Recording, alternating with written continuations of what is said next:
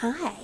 This is a great little story. It's called Up in the Garden, Down in the Dirt. And it's by Kate Messner. And the art, the illustrations are done by Christopher Silas Neal. And I see some creatures I'm familiar with. Are you familiar with them too? There's our red-breasted robin. They are out today. Here are some little ladybugs. A honeybee. Oh, a big, beautiful monarch butterfly, and some plants. And can you see down in the dirt? Yes, a worm. I love worms. I think they're fantastic. Oh, here are a lot of things that you could grow in your garden. Potatoes, basil, tomato, beets, cucumbers, blueberries, green beans, zucchini, peppers, thyme, fennel, rosemary, basil, and Swiss chard and corn. Up in the garden, down in the dirt. Up in the garden, I stand and plan. To plan, friends, it means to come up with a design. It means to think about what you want to do before you do it. My hands full of seeds and my head full of dreams. Do you think it is the summertime in this picture? No? No, it is not. You're right. There's snow and icicles. It's still in the winter. And in the winter, there's not a lot of things happening. So it's a good time for gardeners to plan what they're going to do in the spring. Spring sun shines down to melt the sleepy snow. Wind whistles through last year's plants. And mud sucks at my rain boots. If you've ever walked in the mud with rain boots, friends, you'll know exactly what they're talking about. It's not quite time, Nana says. Down in the dirt, things need to dry out and warm up. What's down there? I ask. What is down there, friends? What is down under the ground? Oh, now we get to look. Down in the dirt is a whole busy world of earthworms and insects, digging and building and stirring up soil. They're already working down in the dirt. That's true. Look at all the creatures. What do you think? Slug? A grub or sleeping caterpillar? Snail? Centipede? Beetle? Maybe a June bug? Spider, red ants, earwigs that don't really go in your ears, that's not true. Ladybugs, they sleep over the winter. A fat pink worm and a millipede. Oh, and this guy here, I don't even know what he could be. Maybe an aphid, maybe another kind of beetle.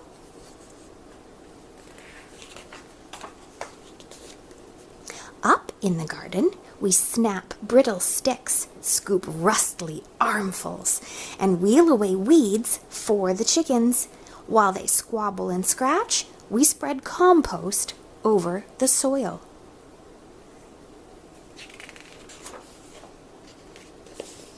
Down in the dirt, pillbugs chew through last year's leaves. I give a gentle poke. They roll up tight and hide in plaited suits of armor, roly-poly round. This is definitely in the spring, friends. I see a baby rabbit. I see some crocus flowers, and there's still leaves on the ground. Have you seen roly-polies before? Some people call them isopods, or pillbugs, or sow bugs. And some of them roll up in a little ball, like an armadillo when they're scared, but some of them don't. But they are all so sweet and gray. I love them. This one is flipped over, upside down, and that's its tummy. If you watched my video collecting items to make your fairy house, we saw a little isopod in that video, out in my little garden. Up in the garden, it's time to plant. I trail a furrow with my finger and sprinkle seeds in a careful row. Give them a drink, Nana says. We pat them down to snuggle in the dark. And any of you that have already planted your seeds, I bet you've done this, whether it's in a cup, a pot, or in the ground. Now down in the dirt, a tomato hornworm rests, waiting for wings and the leaves where she'll lay her eggs. So this is a different type of metamorphosis, friends, that's happening with this hornworm. Not all caterpillars and insects pupate on a leaf or a branch. Some do it underground. Oh, look at this, friends. The bees are up. That means it's getting closer to summer.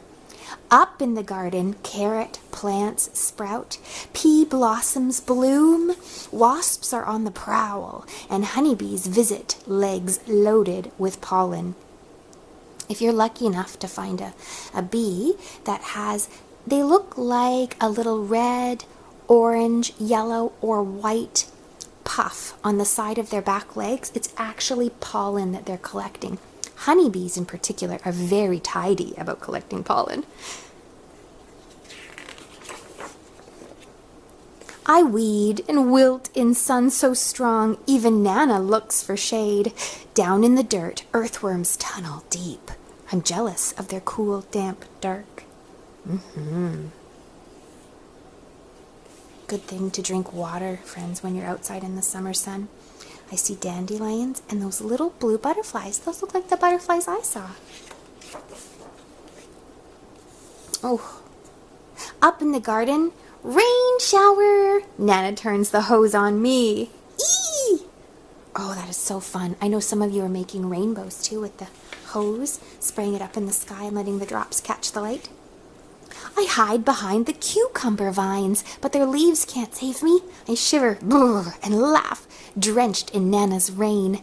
Down in the dirt, water soaks deep, roots drink it in, and a long-legged spider stilt walks over the streams. If you see a very long-legged spider in your garden, it might not be a real spider at all. It might be something called a harvest man. A harvest man, and it's a relative of a spider, but not quite the same. Don't worry, he won't bite you. Up in the garden, there's so much to eat. Ladybugs feast on aphids. Nana crunches green beans. I bite a ripe tomato warm from the sun, and juice dribbles down my chin. So for the tomatoes to be this red and this ripe, it means time must have passed, and it is now summer. I can tell by the child's clothing too, shorts and a t-shirt. It's definitely summery, warm weather. Down in the dirt, a robin's beak finds a cricket, a beetle, a grub. Slugs are scrumptious too. All those things are tasty for a robin.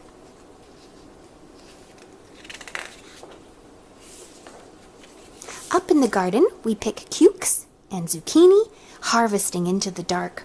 Bats swoop through the sunflowers. I pluck June bugs from the basil until it's time for bed. Look at that, harvest time. It must be closer to the autumn and the fall now. Someone gifted me with some sunflower seeds, and I can't wait to plant them and watch them grow, even taller than myself. Down in the dirt, skunks work the midnight shift. They snuffle and dig, gobble cutworms while I sleep. So we don't have skunks here on Vancouver Island, but we do have raccoons, and raccoons like to dig for slugs, snails, and grubs as well. And this is really actually helpful. If the raccoons are only eating the cutworms, then they're actually saving our plants, because cutworms like to eat the same plants that we like to grow. But if a raccoon eats it, it fills their belly, and then the cutworms can't ruin our plants. Up in the garden, a praying mantis wakes to hunt mosquitoes. Nana sprays away the aphids, and I'm after grasshoppers, ready to swoosh. But snap! Someone else is faster. Down in the dirt, a smooth, shining garter snake crunches on supper.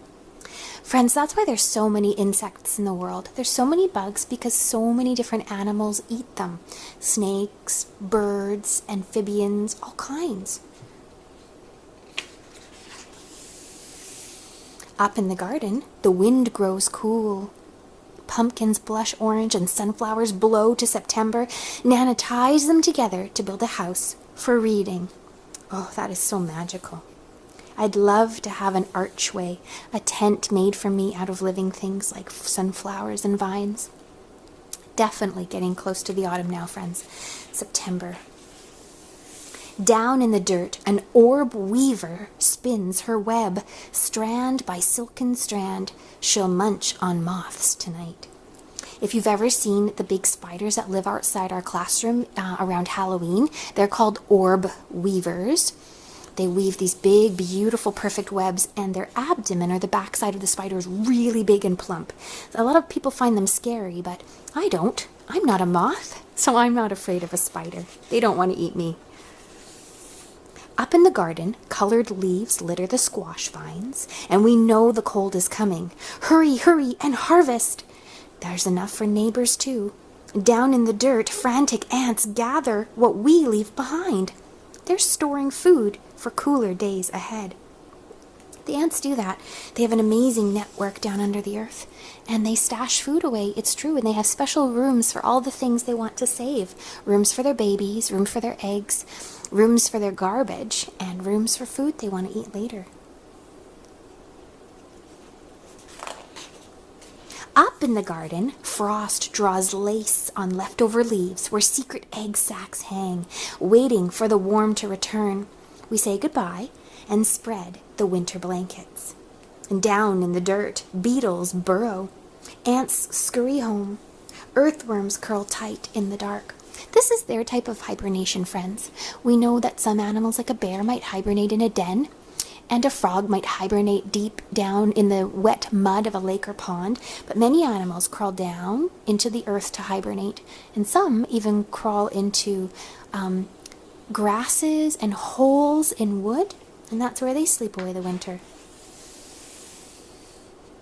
When Grandpa calls us in for soup, an autumn moon is rising. Up in the garden, dry corn stalks tremble, and the wind smells like winter. But the long, ripe days of summer still rest in the garden beds. The ladybugs, bumblebees, earthworms, and ants are hunkered down, hiding and biding their time, dreaming of sunshine and blossoms and sprouts. Under the bare arms of trees and the blanketing snow, a whole new garden sleeps down in the dirt.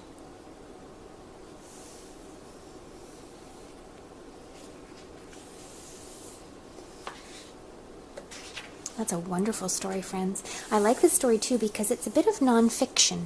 There's some truth to it, absolutely, and the facts are taken from real life. And if you had a question about some of these animals, you could look in the back.